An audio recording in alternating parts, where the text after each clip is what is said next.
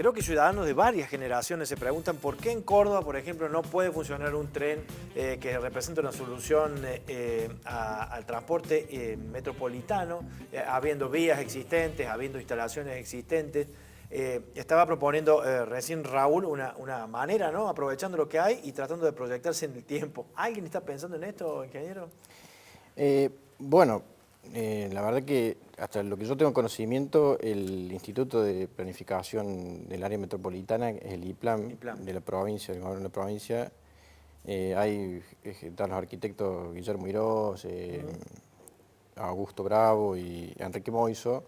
Ellos han desarrollado algunas líneas ahí de trabajo, siempre apuntando al transporte de pasajeros y combinando ferroviario con automotor y tratar de dar, digamos, accesibilidad al área metropolitana de Córdoba. Ahora vos preguntás por qué no se desarrolla y por qué, digamos, teniendo cierta infraestructura, digamos, los territorios. Bueno, es una pregunta, digamos, difícil de responder. Yo creo que hay varios factores. Lo que quería yo aportar, y me había quedado ahí del bloque anterior, Sí. es, digamos, que todo el auge del ferrocarril sufre, digamos, el desarrollo también a partir más o menos del año, que creo que Vialidad Nacional fue en el año 32, se crea Vialidad Nacional. Todo el desarrollo del transporte automotor, obviamente le va quitando mercado, digamos, y bueno, son modos muy diferentes, digamos, porque el ferroviario pierde flexibilidad, digamos, es un modo más rígido, no tiene la flexibilidad del transporte automotor, y además el transporte automotor es un mercado, digamos, muy atomizado, si se quiere, porque cada individuo puede comprar su vehículo y salir a ofertar, ¿no es Más cierto? independencia tiene. Claro, es mucha menos inversión y bueno, son distintos mercados. Y eso pasó en todo el mundo, no solamente en Argentina, ¿no? Nosotros, digamos, somos un país que, digamos, en la tendencia de todo el mundo ha pasado. Y bueno, las soluciones que han tenido otros países han sido diversas. Por ejemplo, si uno ve, Estados Unidos sería más o menos el único país que ha logrado un transporte de cargas muy eficiente, es tal vez el más eficiente del mundo, muy grande, una red enorme para un país con una extensión mucho más grande que la Argentina. Y bueno, eso lo ha logrado con una, digamos, si se quiere, una liberalización del mercado. O sea, ellos han aflojado un poco las normativas y han dejado que las empresas privadas, pues, ellos tienen un gran desarrollo privado el ferrocarril en Estados Unidos, y ellos han logrado de esa forma reducir los costos y bueno, han quedado grandes empresas y empresas más chicas. En otros lados, por ejemplo en Europa, se ha subsidiado, el Estado ha tomado digamos, la decisión de subsidiar con distintos modelos de gestión, digamos, algunos más privatizados, otros más estatales, y bueno, hay distintas soluciones. Lo que hace falta siempre es estudiarlo, tomar las decisiones y bueno, llevarlo adelante, digamos. Por ahí en Argentina hemos tenido, me parece a mí, coincido con lo que decía Raúl, ciertos, digamos, decisiones por ahí sin estar estudiadas del todo y bueno, eventos, digamos, que han hecho cortes en el desarrollo ferroviario y bueno, eso es muy difícil después de retomarlo, digamos, a pesar de que no se ha perdido del todo, ¿no es cierto? Imaginemos si perdemos del todo, va a ser mucho más difícil retomarlo, pero bueno. Y en cuanto a los espacios, ¿sí estaría preparada la zona metropolitana? ¿O se ha Digamos, edificado sobre las vías? ¿Se ha ocupado todo esto?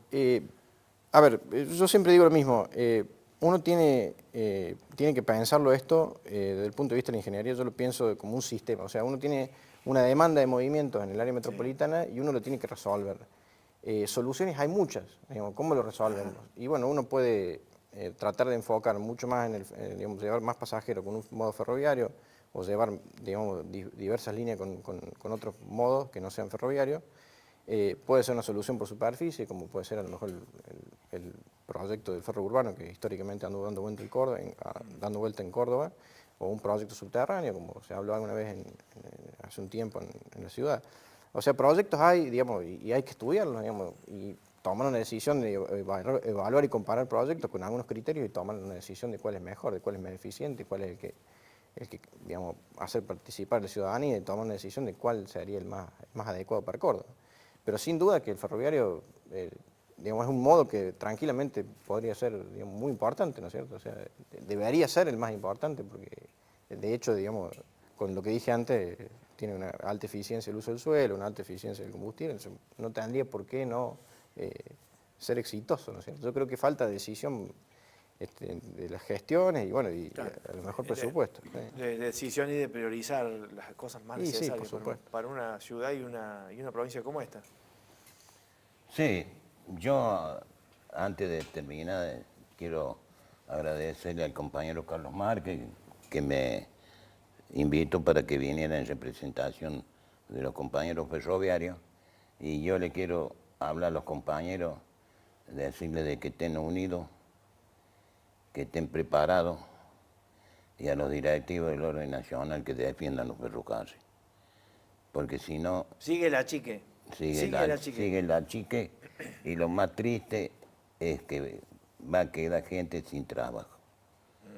Eso es inevitable, ya como van avanzando las cosas, no le interesa. Yo te digo la verdad y no voy a dar nombre, un funcionario que tiene un rango tendría que velar por esto, que ha costado años. Sí, Y hace falta. Claro que sí. No trata de poner otra cosa.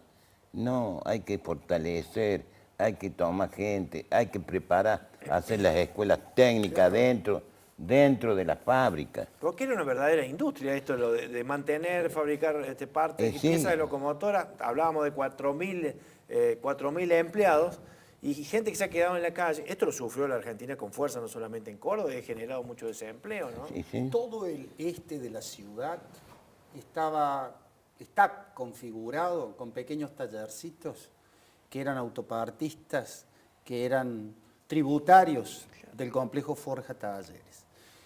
Lo que yo, Hernán, quería recuperar era que hay un antecedente de capital nacional promoviendo el desarrollo del ferrocarril. El caso del ferrocarril oeste, a fines del siglo XIX, en la provincia de Buenos Aires. En nuestra ciudad de Córdoba y en nuestra provincia, algo que nunca se ha hablado, Ferreira, el de las canteras, compra vías usadas de 70 centímetros de trocha para armar el primer tramo entre 1880 y 1890, que es el ferrocarril a Malagueño y que luego tendría un ramal como ferrocarril minero a Calera, estación que está. Eso lo hace hasta 1890, 1900, en que se cede a las compañías inglesas, las compañías compran las acciones.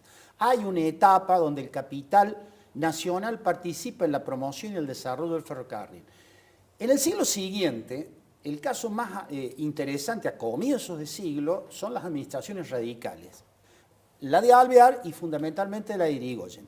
Ellos determinan que este sistema de ramales por embudo están concentrando todo en la Pampa Gringa y que el norte del país, estamos hablando de la década del 20, la década del 30, necesita tener ramales igual que el sur. Y entonces en el sur hacen el ferrocarril a Zapala, que no logra pasar a Chile, y en el norte el ferrocarril por Salta, el famoso tren a las nubes por el paso de Guaitiquina y el puerto de Antofagasta. Es decir, aquel radicalismo imaginaba que el desarrollo regional estaba íntimamente ligado al desarrollo del ferrocarril. Para cerrar este tema, o digamos este punto, lo que acabamos de volver del Reino de Marruecos, de África. Ellos acaban de inaugurar un tren veloz de 400 kilómetros por hora. ¿A dónde? En el Reino de Marruecos, al sur de España, entre Casablanca y Tánger.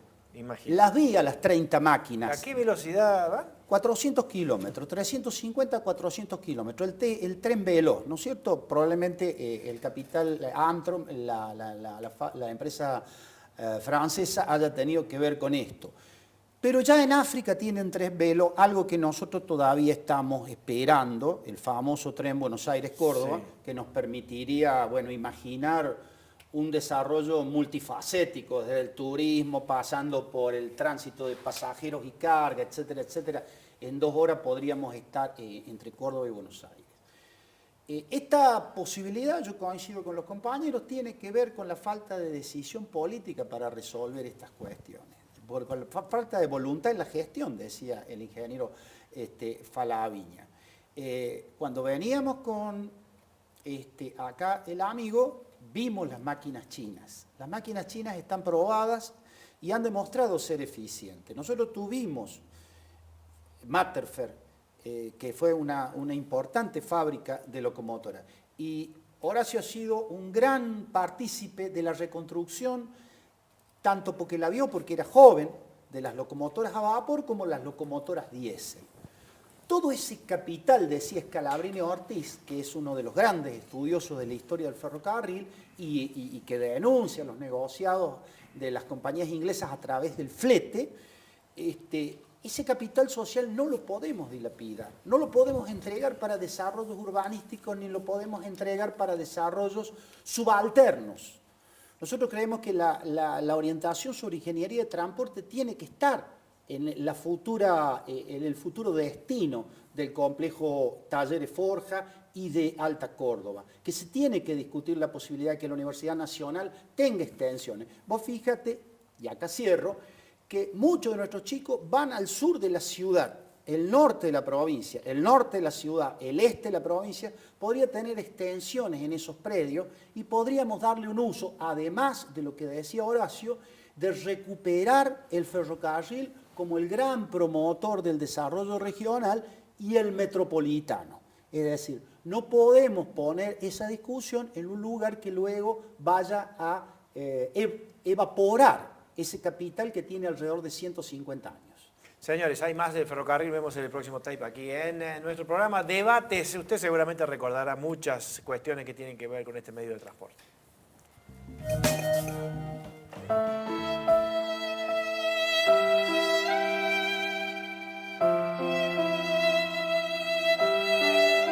Y esto es Forja. Esta es otra de las pérdidas que todavía lamentamos porque fue una desgracia. Entre el ferrocarril y Forja trabajaban más de 5.000 obreros, trabajadores. En 1960, los trenes transportaban el 21% del total de las cargas. En 1985, esa participación en el transporte de cargas se había reducido a menos del 10%. No fue un hecho casual. Poderosos intereses estaban en juego. Una pena realmente que esto se haya perdido. Esto se cerró en el año 91. Tiene su origen, fue ferroviario, en su origen, fue ferroviario. Acá se armaba lo que se llama la calderería de chapa. ¿Qué es eso? Esas son las calderas que se usaban en las máquinas de tren. Sí.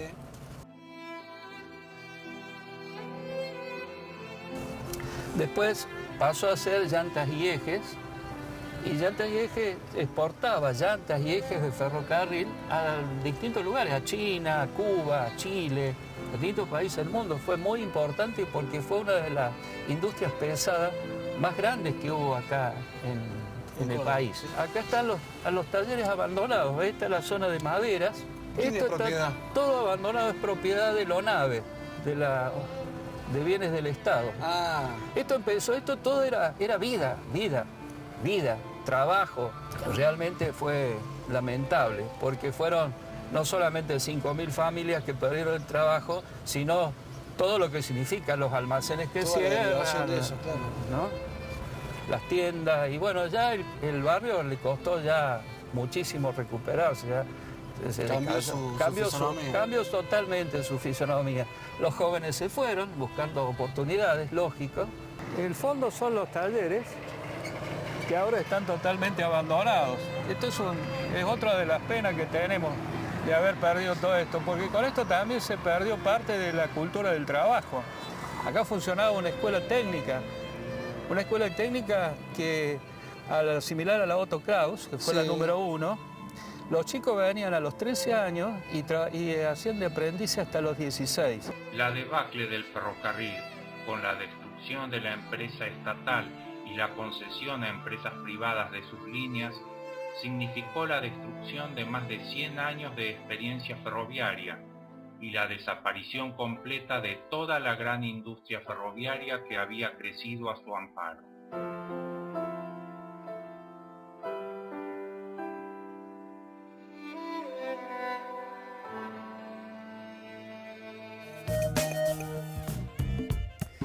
pasó en el siglo XX? Sobre todo cuando hablamos de la época del peronismo, con la reestatización de los ferrocarriles. ¿Realmente fue un impulso que sirvió? ¿Qué ven ustedes? ¿Qué pueden decirme al respecto? Porque me hizo acordar esto de este Si me informe, ¿no? permiten, Usted es testigo vivo. Directo. el único gobierno que trató, recuperó un poco, fue el gobierno de Cristina. Ellos son los contratos que hicieron con los chinos, vinieron vagones y vinieron locomotoras. Iba a seguir más y se tomó personal. Se tomó personal. Ahora no pasa nada. Bien. ¿Y en la época de Perón?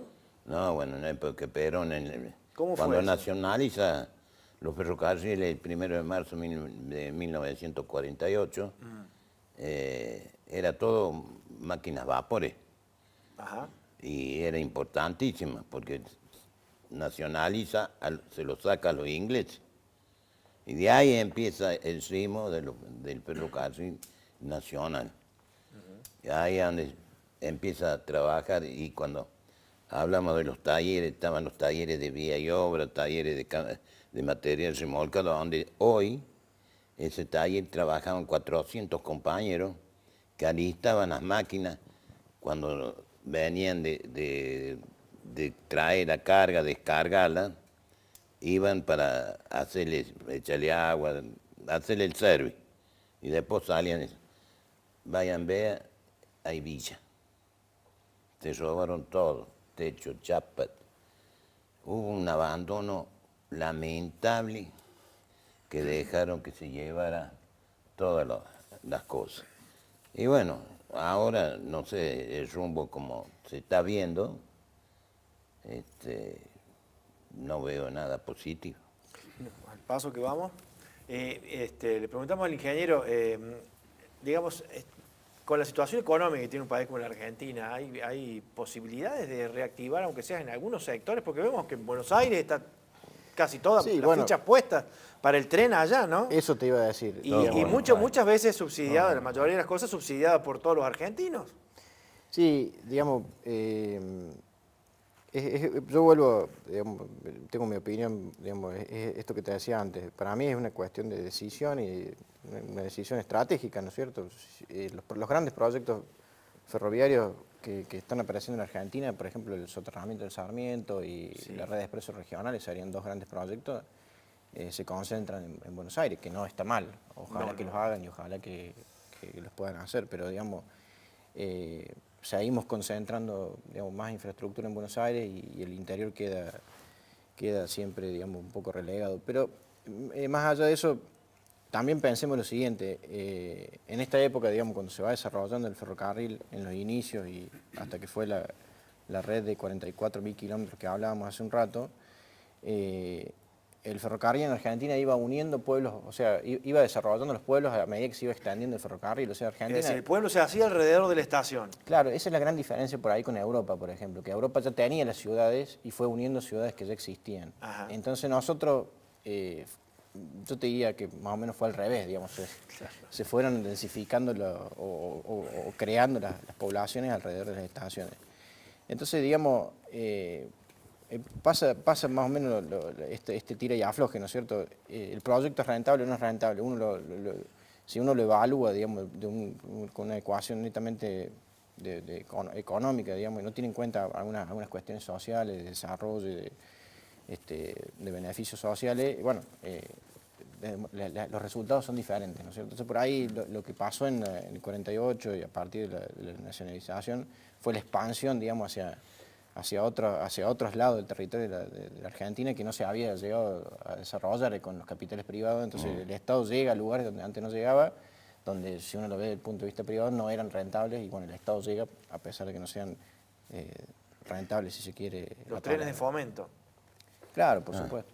Entonces, volviendo un poco a la pregunta inicial, digamos, yo creo que proyecto ferroviario y digamos, desarrollo tiene que ir de mano, ¿no es cierto? O sea, tiene que ser una cuestión que uno piensa, bueno, yo quiero desarrollar esto y digamos, evaluar los posibles medios de transporte, y bueno, seguramente el ferroviario tiene que ser uno de ellos.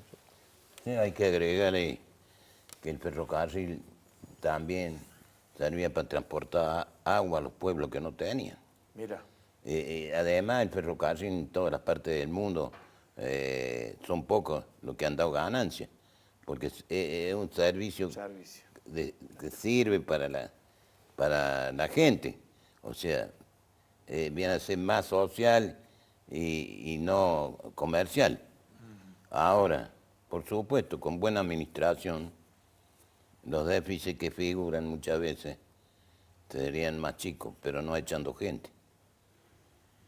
Bueno, vamos a seguir en un momento nada más. Tenemos otro take para continuar ya con esta conversación que nos apasiona, nos encanta, que es la historia del ferrocarril en Argentina y el estado en que estamos. Teníamos 44.000 kilómetros de vías férreas en funcionamiento y ahora tenemos 4.600 kilómetros, la mayoría ubicado en la provincia de Buenos Aires y algún que otro tren que tarda siglos en llegar de un lado a otro. Seguimos, dale.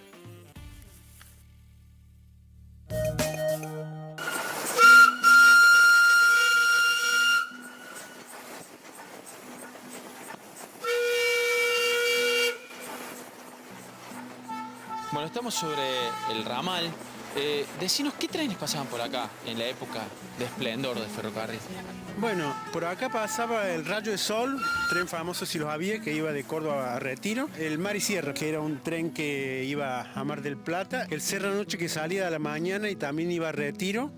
Un tren de carga que iba a Oncativo y otro tren de carga, creo que era el 1578, y el número 500 que iba a Villa María. También pasaba un tren de pasajeros que salía a las 6 de la mañana hasta Rosario, y el tren que va a Santiago, a pesar que para aquel lado parece que hay sur, desviaba donde estaba Perkins y de ahí agarraba para el lado de Obispo Trejo y recorría todos los pueblitos del norte. Esto era una vía súper transitada. Sí, tan es así que ahora se ve una, pero hay otra vía ahí, y que es la que se usaba, una para ir y otra para venir, pero era grosa el transporte de carga y de pasajeros que había en ese momento. ¿Y en qué momento empieza a apagarse el sonido del tren cruzando este barrio y cruzando las vías del país? Se empieza a apagar en la década del 70. El moño lo pusieron en la década del 90, cuando cerraron los talleres más grandes de Sudamérica, que estaban en Cruz del Eje, y empezaron a bajar. Empezaron a darle vida a la tristemente célebre frase ramal que para, ramal que cierra. En esa década fue cuando empezaron ¿Qué significó eso?